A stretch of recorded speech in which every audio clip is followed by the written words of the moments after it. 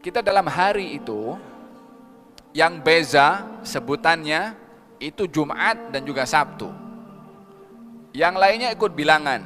Ahad 1, Itsnain 2, Thulatha daripada Thalatha 3, Arbi'a daripada Arba'a 4, Khamis daripada Khamsah 5. Yang beza Jumat dengan Sabtu.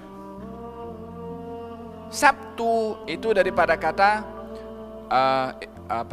rehat, istirahat. Sabtun subata waj'al waj'al nahar dan kami jadikan tidur itu subata, yakni sebagai rehat untuk kamu, daripada kata sabtun, istirahat. Karena itu hari yang dipilih oleh kaum Yahudi untuk rehat. Adapun Jum'ah adalah diambil daripada kata jamaah. Falhasil, mereka memilih hari Sabtu untuk hari dibesarkan. Maka hari Sabtu Allah melarang mereka untuk bekerja. Yakni tak boleh, hari cuti lah. Tak boleh cari nafkah. Tak boleh tak boleh memancing. Bukan cari nafkah. Tak boleh memancing pada hari Sabtu. Tapi peliknya, bila mana hari Sabtu ikan menari. Yakni ikan sampai digambarkan syurra'an. Yakni ikan itu mata boleh nampak, ikan itu yakni dangkal sekali. Ikan itu menampakkan dirinya, tak menyelam di bawah, bukan berada di bawah. Kalau di bawah tak nampak. Pada hari Sabtu, banyak ikan itu mata boleh nampak. Di lain hari Sabtu ikan sembunyi di bawah semua. Allah nak uji sejauh mana seseorang itu meletakkan pandangannya kepada material berbandingkan kepada perintah dan juga larangan Allah Subhanahu wa taala, di mana akan diletakkan.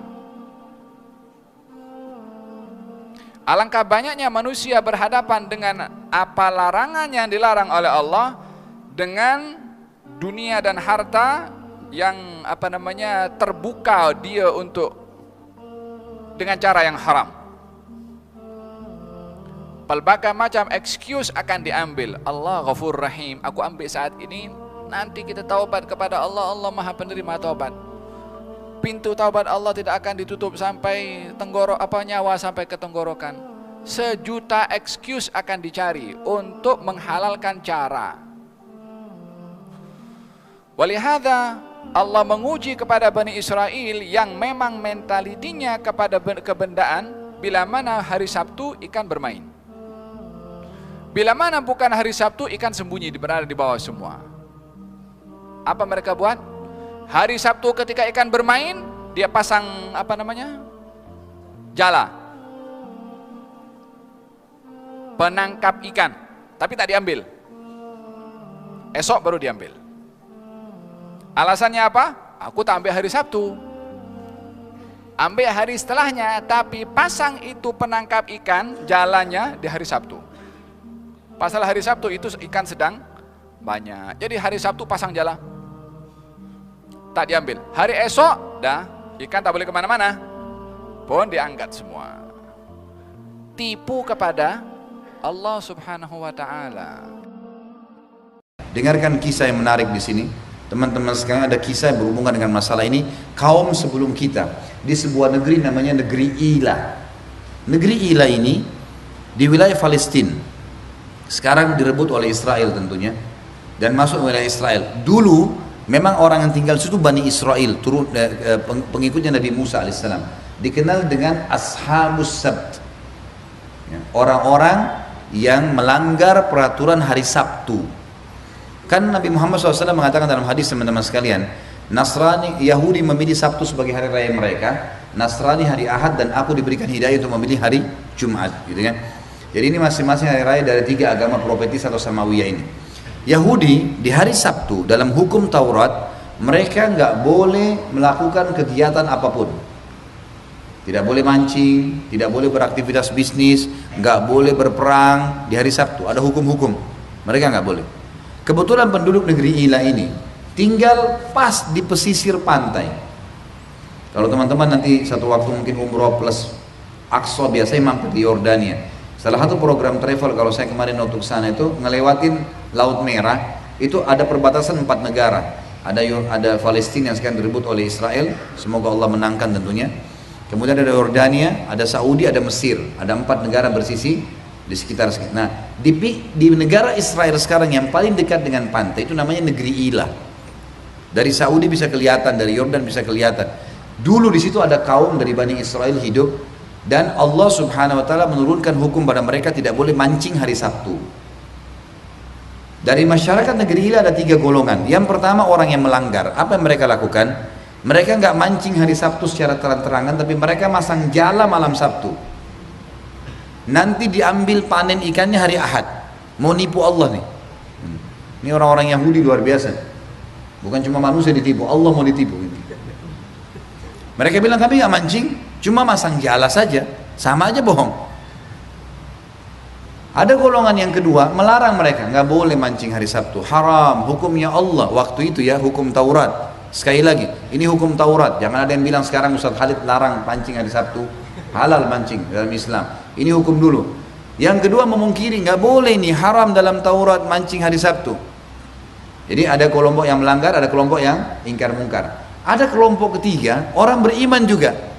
Tapi kelompok ketiga ini bukannya melarang kelompok pertama, malah menahan kelompok kedua. Dia bukan datang ke pertama, dia bukan gabung sama yang kedua, ayo kita pungkirin yuk, biar mayoritas orang yang melarang ini lebih besar. Nggak boleh nih, bahaya. Gitu kan. Enggak, dia datang ke kelompok 3, datang ke kelompok 2 lalu mengatakan sudahlah. Untuk apa ingatin mereka? Kalau mereka melanggar nanti Allah binasakan. Nggak usah pusing, biarin aja orang buat. Yang terjadi apa teman-teman sekalian? Waktu datang azabnya Allah menghukum wilayah Ilah, Allah selamatkan kelompok yang kedua, kelompok 1 dan kelompok 3 dibinasakan. Kelompok 3 orang beriman, karena tidak ingkar mungkar, malah melarang orang yang ingkar mungkar, maka mereka dibinasakan sama Allah SWT. Ini bukan cerita karangan ya. Kita akan dengarkan firman Allah menceritakan masalah itu. Surah Al-A'raf, surah nomor 7 ayat 163 sampai 166. Dari awal ini selalu kita datangkan dalilnya. Ini bukan pernyataan-pernyataan kosong. Al-Quran dan Sunnah yang menyampaikan kepada kita wahyu. Al-A'raf nomor 7 163 sampai 166 berbunyi, A'udzubillahi minasyaitonirrajim. Waktu orang-orang Yahudi memungkiri risalah Nabi Muhammad SAW, maka Allah menyuruh Nabi Muhammad SAW sebutkan ayat ini. Was'alhum 'anil qaryati allati kanat hadiratal bahr idh ya'duna fis sabt idh ta'tihim hitanuhum yawma sabtihim syurra'a wa yawma la yasbituna la ta'tihim kadzalika nabluhum bima kanu yafsukun. Tanya kepada mereka hai Muhammad orang-orang Yahudi itu tentang negeri Ilah tadi yang berada di pinggir lautan. Karena mereka bilang Nabi Muhammad SAW risalahnya bohong, nggak benar nih Muhammad ngarang-ngarang. Al-Quran itu dicaplok-caplok ayat dari Injil dan Taurat lalu jadi Al-Quran. Allah Subhanahu Wa Taala membongkar kepada mereka. Bukti kalau Muhammad SAW salah satunya adalah Nabi adalah mengetahui kisah tentang negeri Ilah. Tanyakan kepada mereka tentang penduduk negeri Ilah yang ada di pinggiran lautan.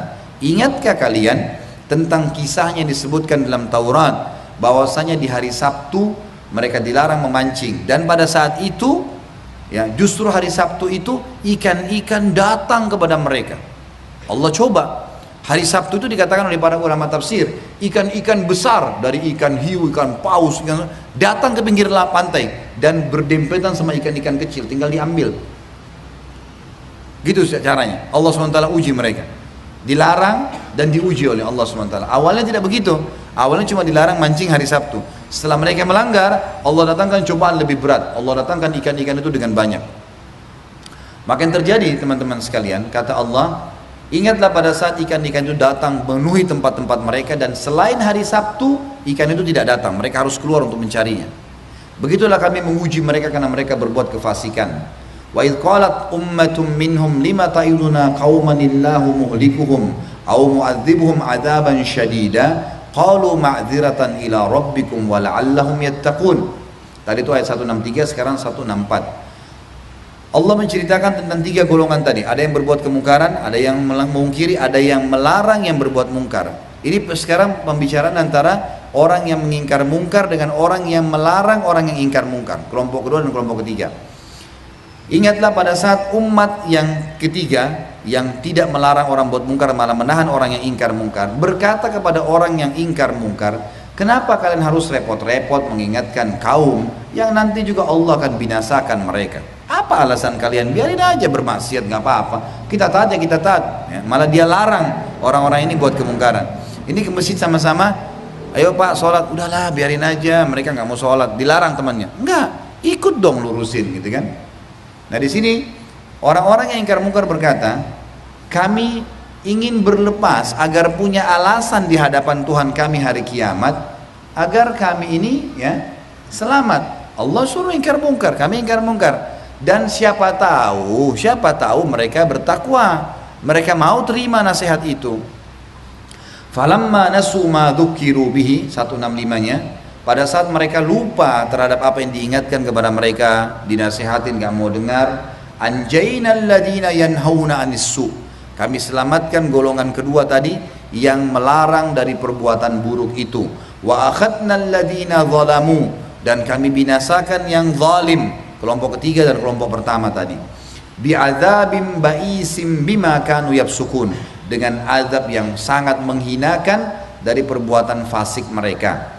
Falamma atau amma nuhu anhu qulna lahum kunu qiradatan khasiin, pada saat memuncak Allah datangkan ikan-ikan tersebut, mereka makin semangat untuk melakukan kemungkaran, maka mereka lupa terhadap ancaman tersebut, maka kami mengatakan kepada mereka, jadilah kerah-kerah yang terhina. Kata dalam sebuah hadis disebutkan mereka ya dijadikan kerah oleh Allah SWT selama 3 hari, kemudian Allah binasakan.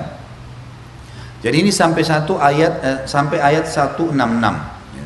Bagaimana Allah SWT menceritakan tentang negeri penduduk Ilah. Kesimpulan yang kita ambil daripada ini teman-teman sekalian adalah bagaimana seseorang tidak boleh membiarkan kemungkaran merajalela, dan dia harus ingkar mungkar semampunya, dan tidak boleh diam, minimal dengan hatinya. Yang ini akan meredam ya murka Allah Subhanahu wa taala.